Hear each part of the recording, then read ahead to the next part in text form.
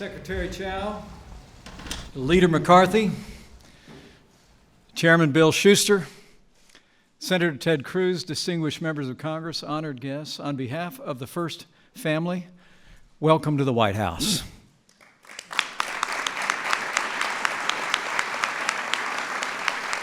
And thanks to the leadership of President Donald Trump, welcome to the beginning of a new era for American infrastructure.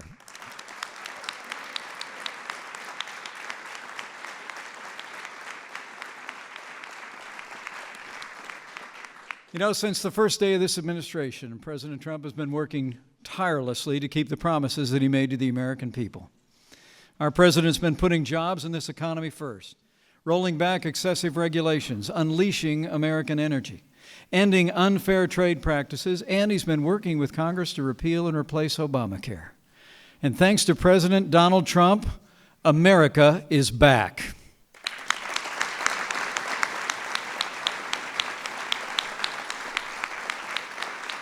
American businesses are growing and investing in America again. More than 600,000 private sector jobs have been created under this president's leadership, and unemployment hasn't been this low for 16 years. But if you haven't already noticed it, the American people also elected a builder to be the 45th President of the United States, and this week, starting today, this president will take historic steps to keep his promise to rebuild America.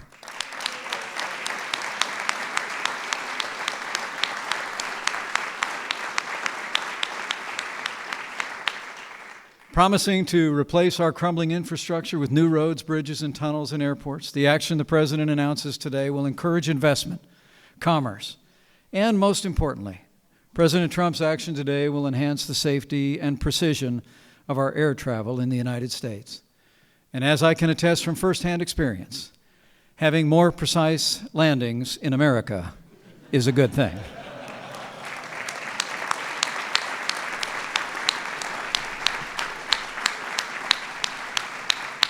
So, with gratitude for his leadership and vision, and with admiration for his unwavering determination to rebuild America and restore a nation of opportunity and prosperity, it is now my high honor and distinct privilege to introduce to you the President of the United States of America, President Donald Trump.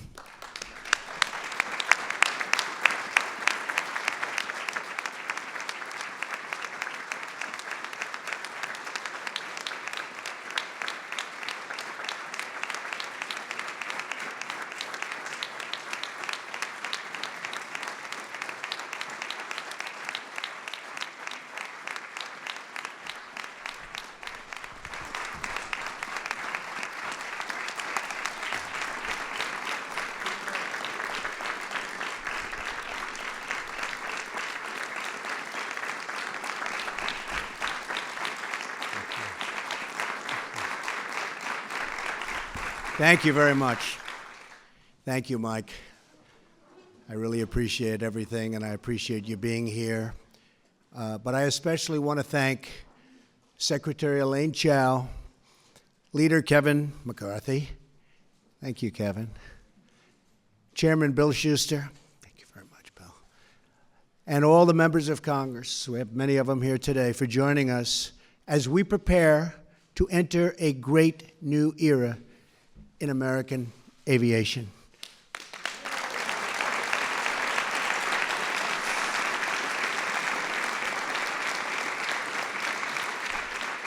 It's about time, too, I can tell you. But before discussing our plans to modernize air travel, I want to provide an update on our efforts to fix and modernize vital services for our veterans, our great, great veterans who we all love. For decades, the federal government has struggled to accomplish something that should be very, very simple: seamlessly transferring a veteran's medical records from the Defense Department to the veterans' groups and to the VA. In recent years, it has taken not just days or weeks, but many months for the records to follow the veteran. This has caused massive problems for our veterans. I'm very proud to say that we are finally taking steps to solve this situation once and for all. Secretary Shulkin announced this morning that the VA will announce and modernize its medical records to use the same system as the Department of Defense. No more complications. The records will now be able to follow the veteran when they leave service, meaning faster, better, and far better quality care. Okay.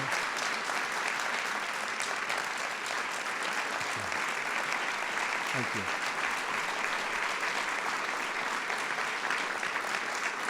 Thank you. This is one of the biggest wins for our veterans in decades, and I congratulate Secretary Shulkin for making this very, very important decision. Thank you, Secretary. Appreciate it. I appreciate it. He's done a great job. Stand up, Secretary. Where's Secretary Shulkin? What a great job. Thank you. Of course, there is still much work to do, but for today's action, it shows the determined leadership and what it can accomplish. Great, great reform. So again, to David Shulkin, thank you. To all of our veterans who have served this nation, a very, very special thank you. This is truly wonderful, really monumental reform. So important for our veterans, but it's just the beginning. We're here today to discuss another issue that has gone unsolved for far too long. For too many years, our country has tolerated unacceptable delays at the airport, long wait times on the tarmac, and a slowing of commerce and travel that costs us billions and billions of dollars in lost hours and lost dollars themselves. Today, we're proposing to take American air travel into the future, finally, right? Finally. It's a long time.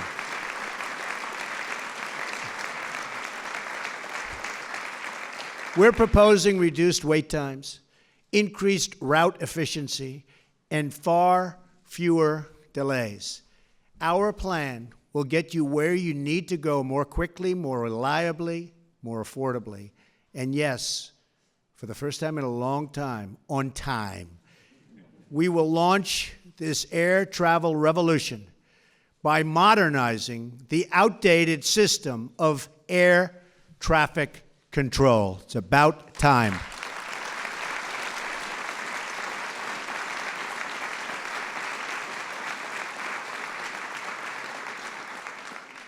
Since the early days of commercial air service, the federal government has owned and operated the United States air traffic control system.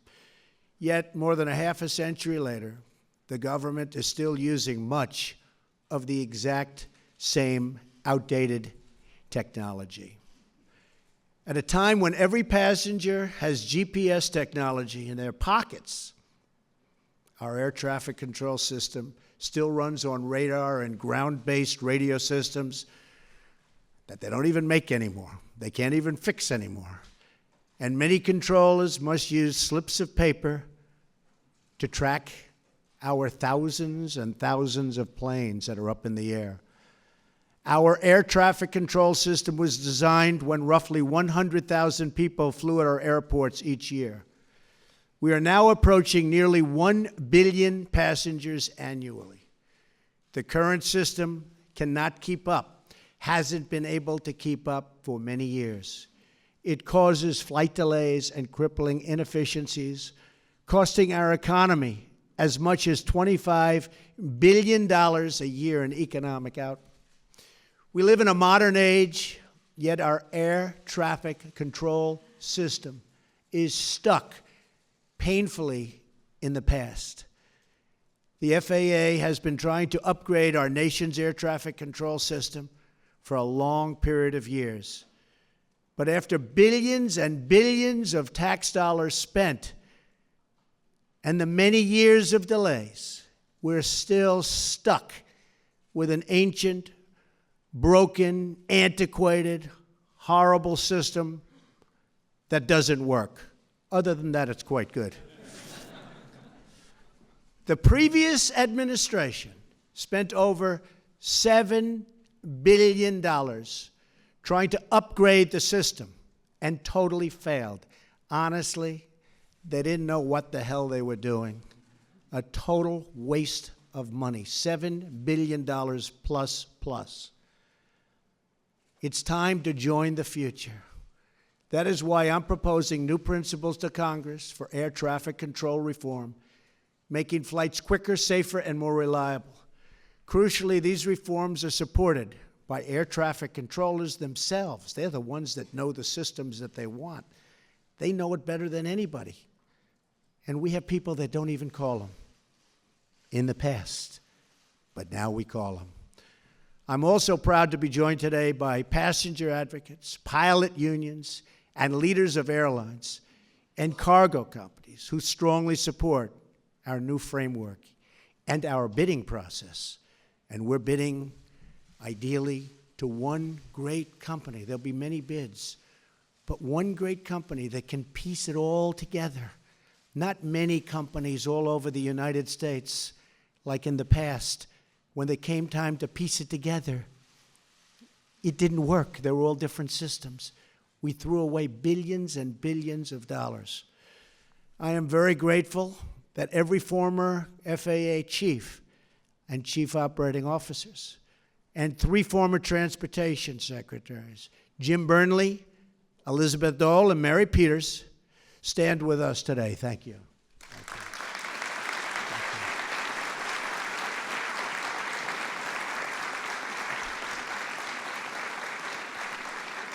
This is an incredible coalition for change all over the room. It's a coalition for change, the leaders of the industry. At its core, our new plan will dramatically improve America's air traffic control system by turning it over to a self-financing, nonprofit organization. This new entity will not need taxpayer money, which is very shocking when people hear that. They don't hear that too often. Under this new plan, the Federal Aviation Administration will focus firmly on what it does best, safety. A separate nonprofit entity would be charged with ensuring route efficiency, timely service, and a long-awaited reduction in delays. Our plan will also maintain support for rural communities and small airports, including airfields used by our Air National Guard units. Great people. And very importantly, air traffic controllers will and this will be highly valued. These are highly valued people. These are amazing people that know this system so well. And under our plan, they will have more financial security, professional opportunity, and far superior equipment, the best equipment anywhere in the world. There'll never be anything like what we're doing. And other systems are very good. I won't tell you the names of the country, but we have studied numerous countries, one in particular. They have a very, very good system. Ours is going to top it by a lot. Our incredible air traffic controllers keep us safe every day, even though they are forced to use this badly outdated system. That is why we want to give them access to capital markets and investors so they can obtain the best, newest, and safest technology available. And by the way, the new technology, and I've seen it, is incredible. If we adopt these changes, Americans can look forward to cheaper, faster, and safer travel, a future where 20% of a ticket price doesn't go to the government, and where you don't have to sit on a tarmac or circle for hours and hours over an airport, which is very dangerous also before you land.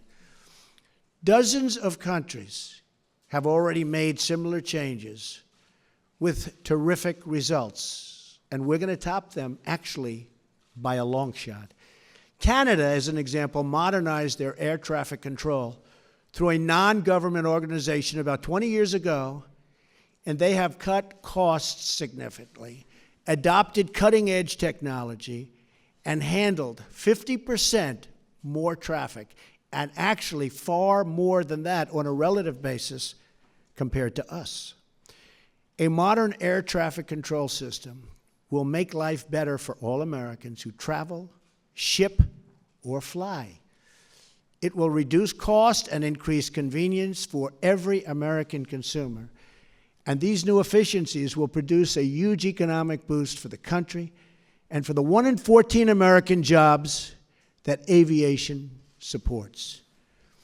Today, we are taking the first important step to clearing the runway for more jobs, lower prices, and much, much, much better transportation. America is the nation that pioneered air travel, and with these reforms, we can once again lead the way far into the future. Our nation will move faster, fly higher, and soar proudly toward the next great chapter of American aviation. Thank you, God bless you, and God bless the United States of America. Thank you. Thank you very much. Thank you.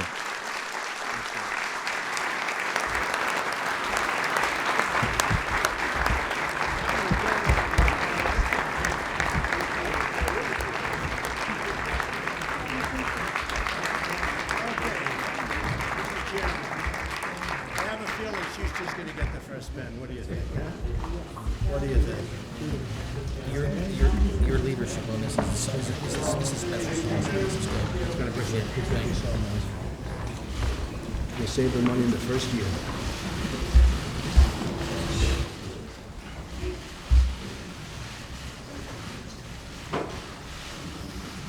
Okay, is that all right? Yeah. Big question is who's getting the second pen? Give it to you. Put it up. Secretary Chad. Secretary Chad. I think so. You're giving up your pen?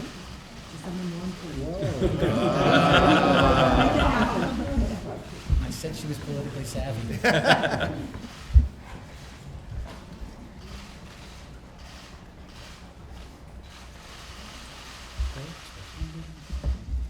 Where's our leader?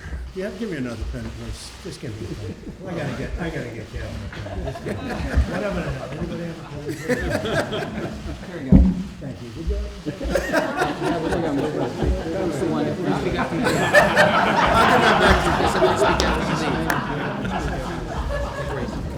You visited these people. Your mother-in-law is turning 100. Got me signing autographs now. He toured this plant, a 175-year-old plant in Hollidaysburg, Pennsylvania, Planahan. Still in operation, and Planahan's still running, and the mother-in-law's. This is constituent service. That's okay. This one too, right? Thank you all. Thank you.